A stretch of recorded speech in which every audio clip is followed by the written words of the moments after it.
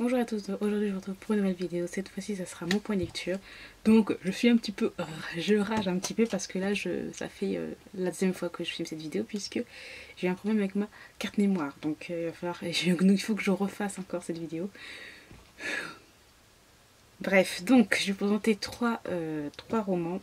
Donc tout d'abord j'ai lu le tome 1 de Je 7 match de Battista Tarantini chez Red Velvet, voilà, que j'ai bien aimé sans plus parce que en fait je m'attendais à un petit peu plus. J'ai trouvé que le début était un petit peu... Bref, j'étais un petit peu blasée en fait du début et après, à partir d'une certaine partie, ça a commencé vachement à plus m'intéresser.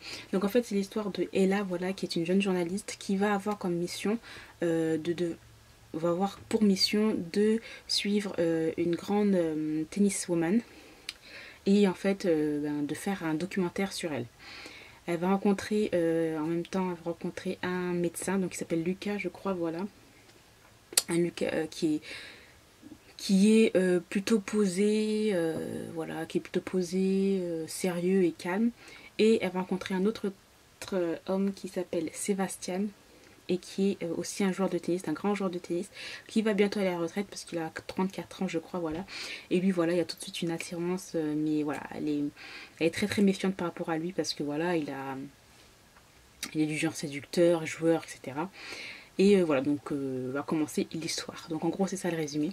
Voilà, j'ai bien aimé. Par contre, il y a des moments où c'était un petit peu niais, surtout là de la part de Lucas, le médecin qui est plutôt posé et tout. Moi, je suis très méfiante par rapport à ce personnage-là.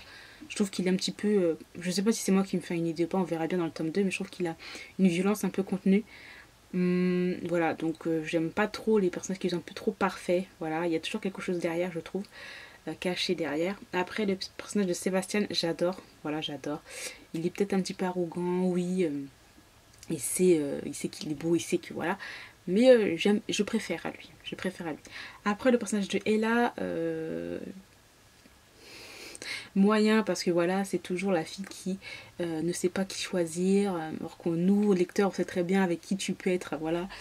Mais bon, voilà. En gros, c'est ça l'histoire. Pour l'instant, j'ai bien aimé sans plus. À voir avec le tome 2, voir comment ça va évoluer puisque par rapport à parce que la fin de ce premier tome là j'ai bien aimé, ça nous laissait présager de bonnes choses à voir par la suite, bien sûr. Ensuite j'ai lu le tome 1 des Hells de H3, donc c'est chez j'ai lu que j'ai aussi bien aimé, mais il y a certains moments voilà, où j'ai trouvé qu'il y avait un peu trop de longueur, surtout au début, beaucoup de descriptions. Je me demandais où l'auteur allait nous emmener.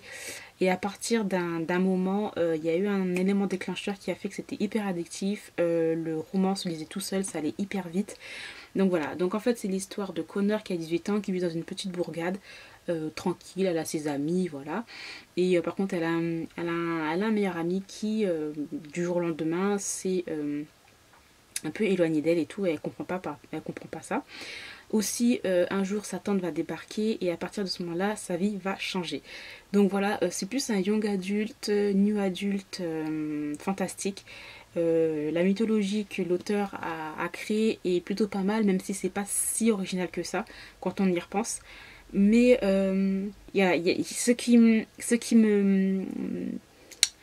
Comment dire? Pas qui me chagrinait, mais qui m'a un petit peu saoulée. C'est en fait... par moments, l'auteur, elle utilise des tournures de phrases totalement niaises en fait. Et quand je lisais ce genre de phrases-là, ben, j'étais là en mode levage de yeux au ciel, quoi, fois 1000. Parce que je trouvais que c'était un petit peu too much. Voilà. Je me suis dit, voilà, sans avoir ces phrases-là, je pense que ça aurait été mieux.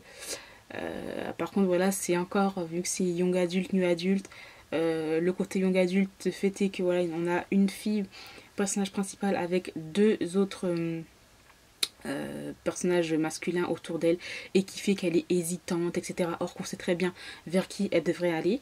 Ben ça, en fait, ça me blase. J'aime pas trop les triangles amoureux. On va dire qu'il y en a, il y en a un triangle amoureux, mais on sent tout de suite quel personnage est le plus fort, quel personnage est le plus dominant en fait, avec qui elle a plus de sentiments, quoi. Mais bien sûr, voilà, il faut qu'elle aille sur le côté posé du truc et tout, bref, voilà. Mais bon, à part ça, très très bien. Donc j'ai très très hâte de lire le tome 2 qui va sortir très prochainement je crois. Mais voilà, franchement j'ai quand même beaucoup aimé. Voilà, par contre comme je l'ai déjà dit, c'est un début très long, mise en place de l'histoire, les contextes, etc., les personnages, etc.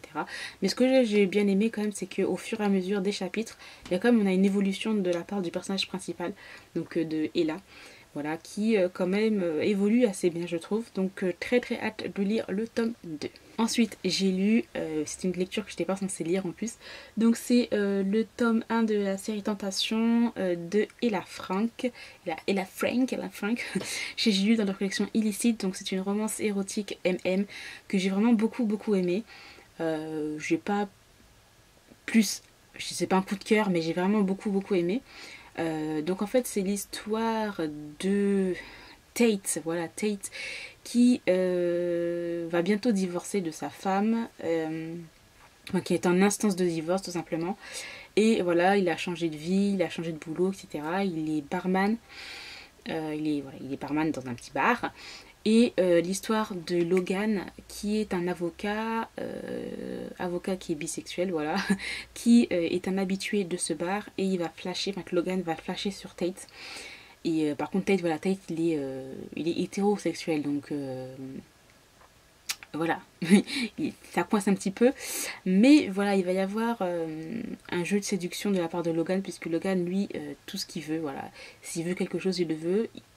Il l'aura. En gros, voilà, c'est un joueur, c'est un séducteur, et là, il veut vraiment Tate. Donc, il va tout faire pour l'avoir.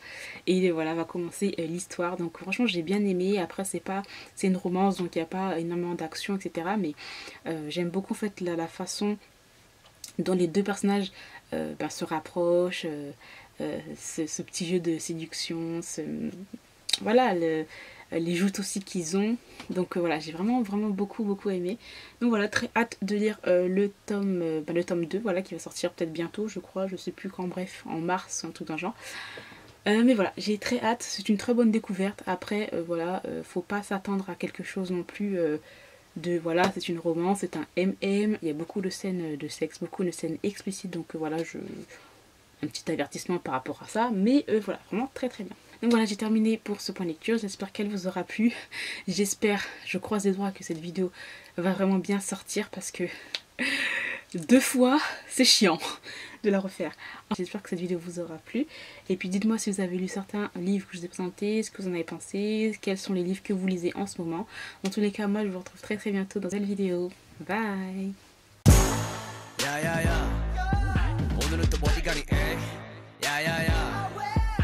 가서 뭐 할 거니 에이 넌 베디 카페 위에 있는 스타와 같은 위치 관객은 카메라맨 다들 전부 조심하길 바라니